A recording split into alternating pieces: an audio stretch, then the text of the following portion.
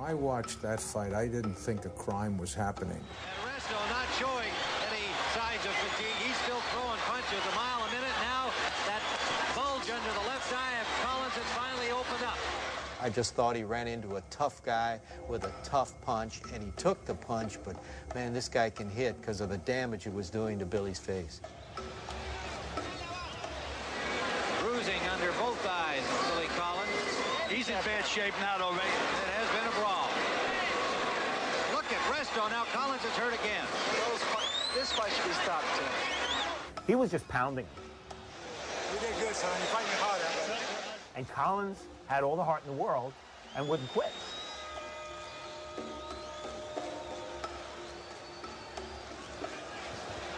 And the final minute of the fight. Resto continues to wail away. Collins taking a real beating here. Let me ask you a question. 1983 was the best year of your life, Yeah. but also the worst year of your life. No. That was the best year and the worst night. In at 156.5 pounds, in the blue trunks with white trim, from the Bronx, New York, Luis Resto. In the green trunks with white trim, from Nashville, Tennessee, Irish Billy Collins. Round one. This is the one that's going to lose. Resto countering beautifully, Jake. Yes. See people hanging on the rope. It's a tough night. Good exchange. Good left hook, right hand by Billy Collins. Collins, right? Good left hook. Good right hand. Good right hand by Collins. Woo! There it goes. Oh, he got hit. He got hurt with that one. It staggered him. Resto staggered him with the right hand. He hit him again. He staggered him with a... Seems to have a swelling over that left eye, Jake, or cut. I don't know what. They're both tough fighters. Now, let's hit the ground. I'm trying to...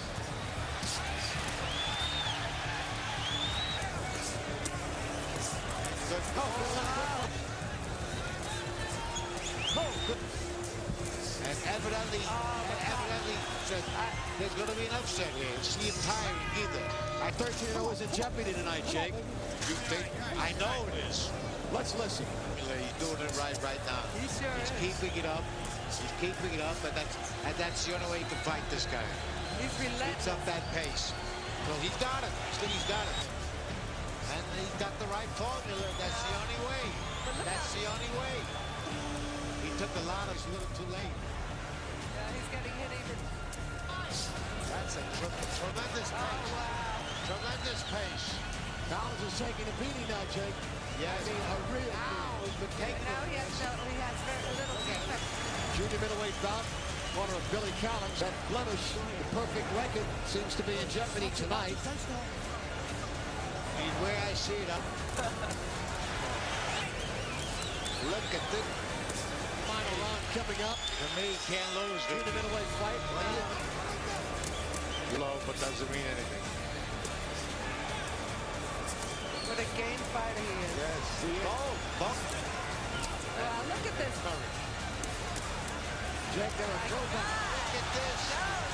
You don't want to stop. With 19, with 17, I bet they get up and give him a big hand the whole place. The end of the fight.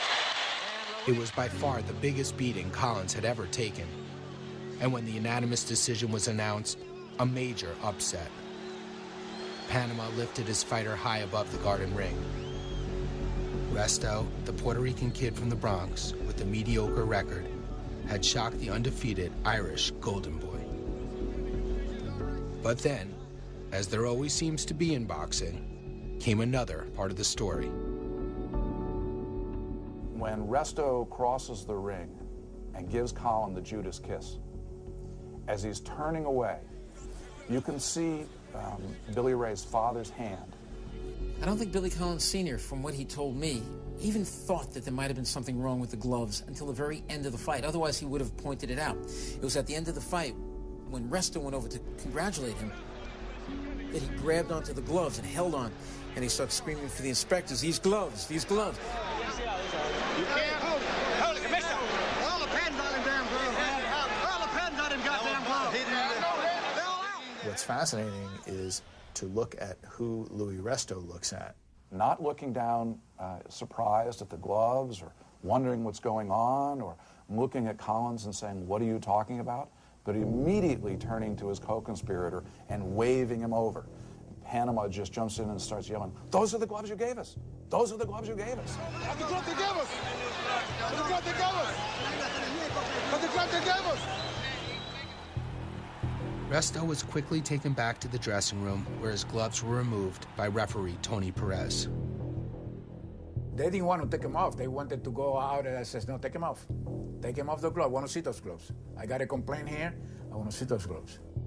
When I saw the gloves and I handed it to it, I knew there was something wrong with the gloves. There's something missing. Absolutely.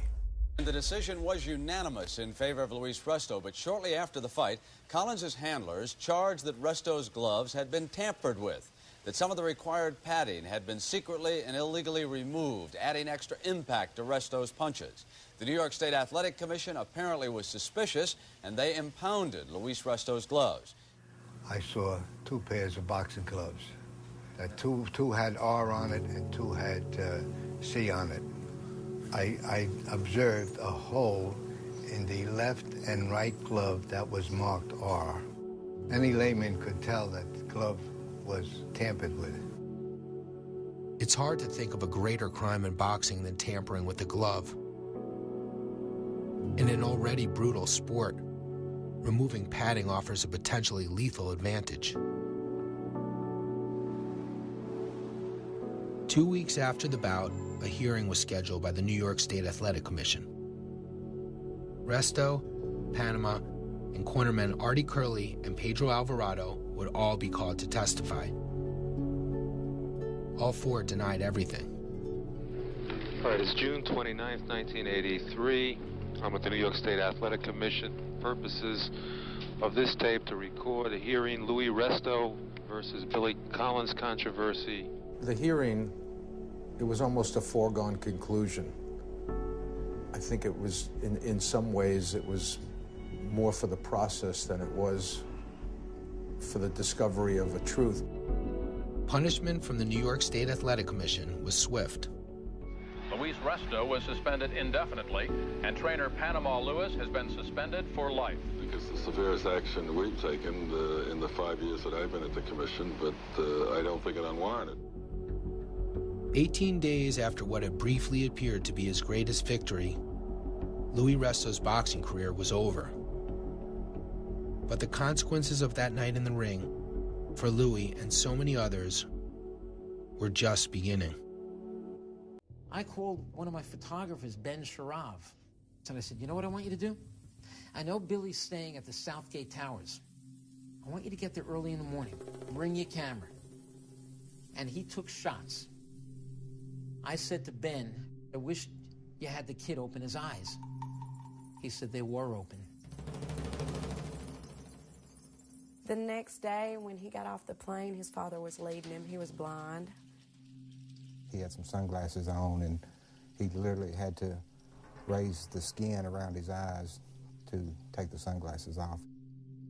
It was like a horror picture, you know, and I guess I looked away or something, and I remember the first thing he said, I'm your husband, look at me. The bruises would eventually heal, but doctors diagnosed Collins with a torn iris in his right eye. Weeks earlier, he had been one of boxing's brightest prospects. Now he was being told to retire or risk being blinded. He didn't think he could work. He couldn't do anything. He couldn't hold a job. He had cataracts. We fought all the time. I did see him one night, hit her, and it was a uppercut that shouldn't have happened, that's for sure. And I ended up moving in with my parents because I was afraid he was going to kill me. And I still loved him. For the longest, he would just sit in the apartment and smoke and drink and trash the apartment by himself. He wasn't Billy anymore. Nearly 9 months after the fight, In the early morning hours of March 7th, 1984, estranged from his wife and infant daughter, Billy Collins Jr.'s downward spiral came to a tragic end. He was depressed of hearing that he would never fight again. Billy and the guy from next door, a guy named Johnny Duke, come in. And I could tell, you know, Billy was a little drunk. There was a place, a bar, not far from the house where you could shoot pool, and he wanted us to go. We chose not to go, and he left mad. After they left, of course, Billy beat the crap out of Johnny, got the keys from him. And he told me that Billy looked at him and said that I'm just going to kill you, or I'm just going to kill us, or something. Collins drove off a road less than a mile from his house, landing in a dried-out creek below. In the passenger seat, Johnny Duke survived the crash. Billy died on impact. It's like everything was taken that night in the ring. Irish Billy Collins was 22 years old.